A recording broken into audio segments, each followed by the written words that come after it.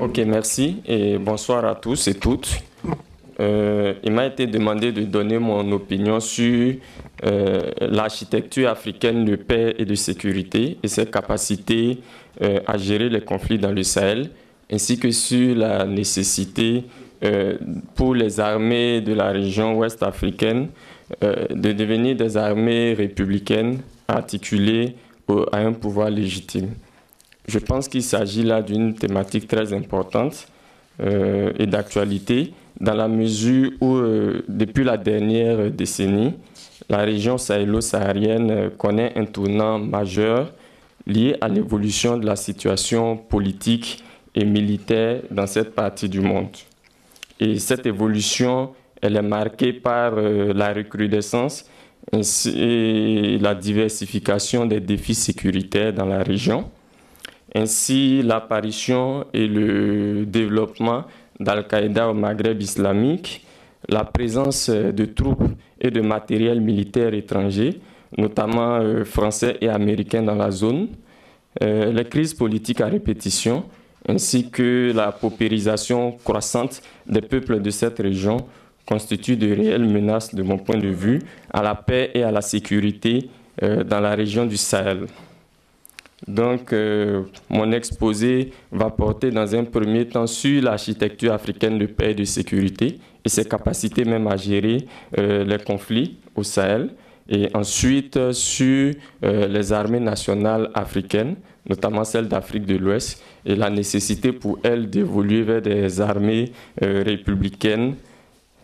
Concernant l'architecture africaine de paix et de sécurité, et aux défis de sécurité qui se posent dans le Sahel, j'aimerais d'abord dire que cette architecture comprend un certain nombre de mécanismes chargés de prévenir, de gérer et de résoudre les conflits, et aussi chargés de la reconstruction post-crise en cas de survenance de conflits. Et la toute première session ordinaire des chefs d'État et de gouvernement de l'Union africaine, qui s'est tenue à Durban en 2002, avait adopté le protocole relatif à la création du Conseil de paix et de sécurité qui a doté l'Union africaine d'une architecture globale en la matière. Et l'organe qui a été placé en première ligne de cette architecture est le Conseil de paix et de sécurité. Viennent à sa suite le système continental d'alerte rapide, le groupe des sages et la force africaine en attente. Et les communautés économiques régionales, telles que la CEDEAO, occupent une place de choix dans cette architecture qui est également déclinée au niveau régional. Et aujourd'hui, bon nombre d'observateurs et d'Africains sont sceptiques quant à l'efficacité même de cette architecture. Et pour ma part, je pense que ce scepticisme s'explique pour deux raisons principalement. La première, c'est que l'architecture africaine de paix et de sécurité n'est pas pleinement opérationnelle. Il existe des dysfonctionnements ainsi que des incohérences et un manque de synergie entre ces différents mécanismes qui apparaissent comme des organes quelquefois isolés et cloisonnés, chacun dans son rôle. Et dans le même sens, la relation entre l'Union africaine et les communautés économiques régionales n'est pas toujours aussi harmonieuse qu'elle devrait l'être. Pourtant, l'opérationnalisation de la force africaine en attente, par exemple, repose sur la bonne articulation entre les organes de l'Union africaine, notamment le Conseil de paix et de sécurité, et les communautés économiques régionales chargées de la mise en œuvre d'une force à l'échelle de leur région. Ensuite, le financement même de l'architecture africaine de paix et de sécurité est largement tributaire de la contribution de puissances étrangères à l'Afrique. Et dans un monde où ce sont les intérêts géopolitiques et stratégiques qui guident l'action internationale des États les plus forts, ce sont donc naturellement ces intérêts particuliers de ces États qui commandent leurs interventions. Et cette situation fait peser de sérieux risques de récupération et ou de manipulation de l'architecture qui est pourtant censée être la réponse africaine aux menaces sur la paix et la sécurité sur le continent. Donc, pour ces deux raisons, l'architecture africaine de paix et de sécurité n'est pas aujourd'hui en mesure de faire face aux nombreux défis qui se posent sur le continent en matière de sécurité. Et la gestion des crises ivoiriennes, libyennes et même malienne aujourd'hui en est la preuve. Et à l'échelle de l'Afrique de l'Ouest, il faut dans un premier temps relever que plusieurs défis d'ordre sécuritaire existent, qui sont liés au déficit démocratique, ainsi qu'à la fragilité économique, sociale et même militaire des États de la région. Et pour faire face à ces défis, la CEDEAO a adopté le protocole relatif aux mécanismes de prévention, de gestion, de règlement des conflits, de maintien de la paix et de la sécurité. Il a été suivi d'un protocole additionnel sur la démocratie et la bonne gouvernance en 2001, et qui vient compléter le mandat qui permet à la CEDEAO de s'attaquer de manière politique, diplomatique et militaire aux causes des conflits. Et le mécanisme de paix et de sécurité de la CEDEAO est un système institutionnel à 3 niveaux. Nous avons d'abord la conférence des chefs d'État et de gouvernement des États membres, ensuite le conseil de médiation et de sécurité, et enfin la présidence de la commission de la CEDEAO. Et la conférence peut déléguer au conseil de médiation et de sécurité le pouvoir de prendre des décisions en son nom dans la mise en œuvre du mécanisme. Il faut dire que ce mécanisme a été complété par un système d'alerte précoce pour la prévention des conflits, qui est structuré autour d'un centre d'observation et de suivi.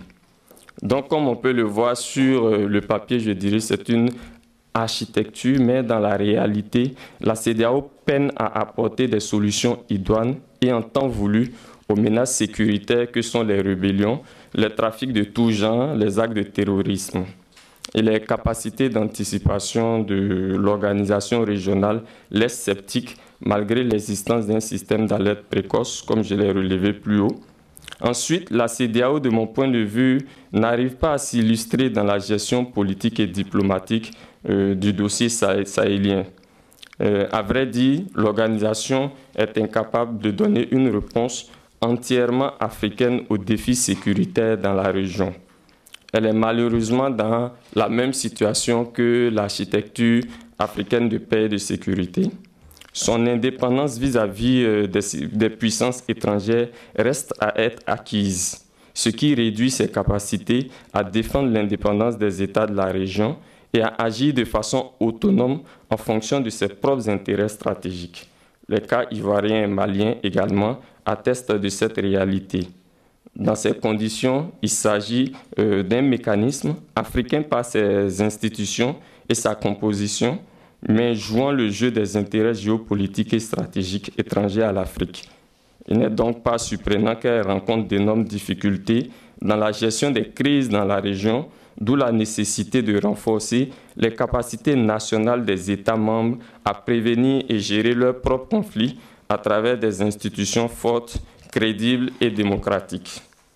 Donc, la deuxième partie de mon exposé porte sur l'évolution, la nécessité de l'évolution des forces armées nationales africaines vers des armées républicaines. D'entrée de jeu, il faut dire que les armées d'Afrique de l'Ouest, en tant que composante même des sociétés africaines, n'échappent pas à la crise qui frappe les États de la région.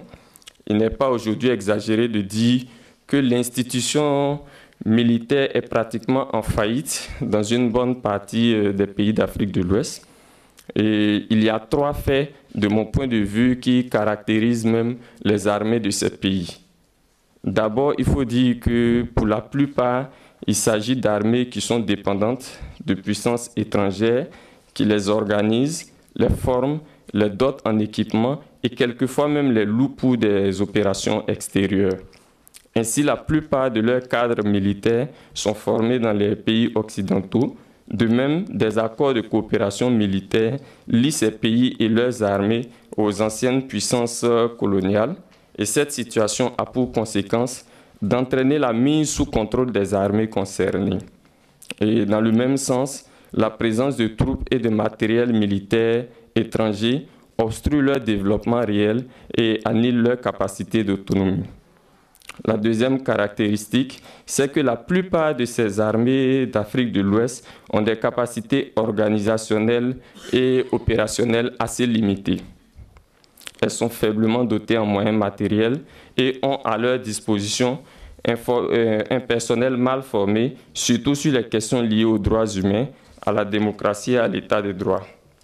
Au bas de l'échelle, nous avons le gros de la troupe, qui comprend des soldats généralement issus des milieux sociaux défavorisés, recrutés quelquefois sur la base de leur appartenance ethnique ou de leurs relations dans l'armée ou dans les cercles des pouvoirs en place. Et ces derniers ont généralement un sens peu élevé de la discipline, n'hésitant pas quelquefois à défier ouvertement leurs supérieurs. Et au sommet, nous avons également une hiérarchie militaire qui est généralement coupée des réalités du gros de la troupe et qui a du mal à obtenir l'admiration et la considération des hommes de troupe. La troisième caractéristique, c'est que ce sont des armées non républicaines, parce que depuis longtemps en Afrique de l'Ouest, au lieu que la stabilité politique soit fondée sur des institutions fortes et crédibles, l'armée a malheureusement souvent été la principale garante de la stabilité de bien d'État. Donc, au regard de ce qui précède, il est indispensable que les armées nationales ouest-africaines puissent évoluer vers des armées républicaines. Et une telle évolution est indissociable de la nécessité de l'existence d'États capables de penser sur leur développement économique et social. Et dans ce contexte, il est, de mon point de vue, impossible de séparer l'édification d'armées fortes de l'apparition d'États réellement souverains. Ensuite, l'armée, qui a longtemps été et est encore dans bien de pays un pilier du pouvoir, doit devenir républicaine, mais cela ne peut se faire sans l'avènement de pouvoirs eux-mêmes démocratiques et légitimes. Et dans ce combat, la société civile doit occuper une place de choix. Enfin, en définitive, le Sahel, comme bien de parties du monde, n'est pas en marge des querelles géopolitiques et stratégiques opposant les grandes puissances entre elles.